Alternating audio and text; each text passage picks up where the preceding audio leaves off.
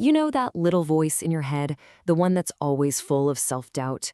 Ever wonder where it comes from?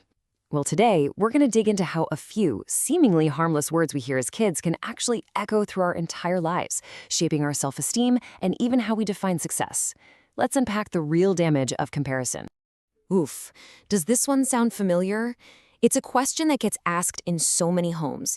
Maybe it's about a sibling, a cousin, a neighbor, and, it might feel like it's just a little push to get you to behave better.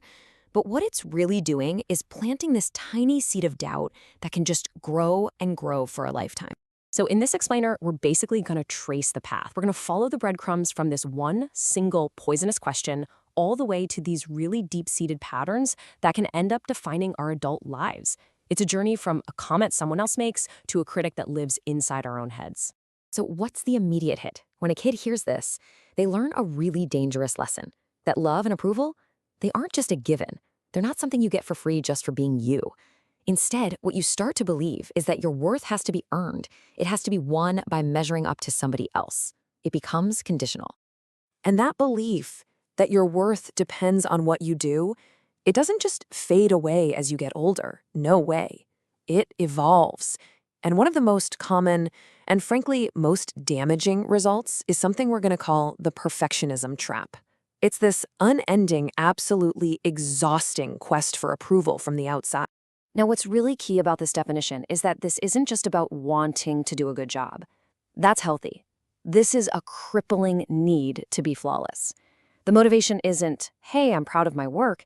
It's this deep-seated belief that any mistake, any tiny flaw, makes you unworthy of the love and approval you've been chasing since you were a kid. And you can see right here how this thing becomes a vicious cycle. It all starts with that comparison. That leads you to believe your worth is conditional. That belief then fuels this relentless, impossible striving for perfection. And because perfection feels like the only path to being worthy, failure becomes the ultimate enemy. It's something you have to fear and avoid at all costs. So what happens when you are absolutely terrified of failing? Well, that intense fear leads directly to another huge consequence. You start to develop what's known as a fixed mindset.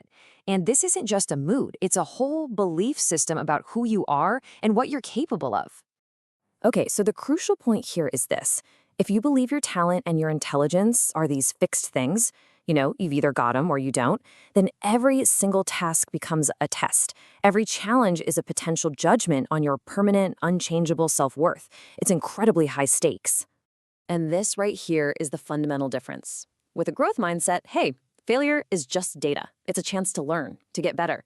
But with a fixed mindset, which, remember, is born from that fear of not being perfect, failure feels like a final verdict. It feels like proof that you've just hit the absolute ceiling of what you can do.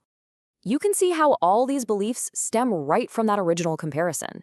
If you think abilities are just innate, then why bother trying so hard? You've either got it or you don't. Challenges become terrifying because what if they expose that you don't have the talent? And failure, that feels like a permanent stain on who you are. Okay, so let's pull all these threads together now.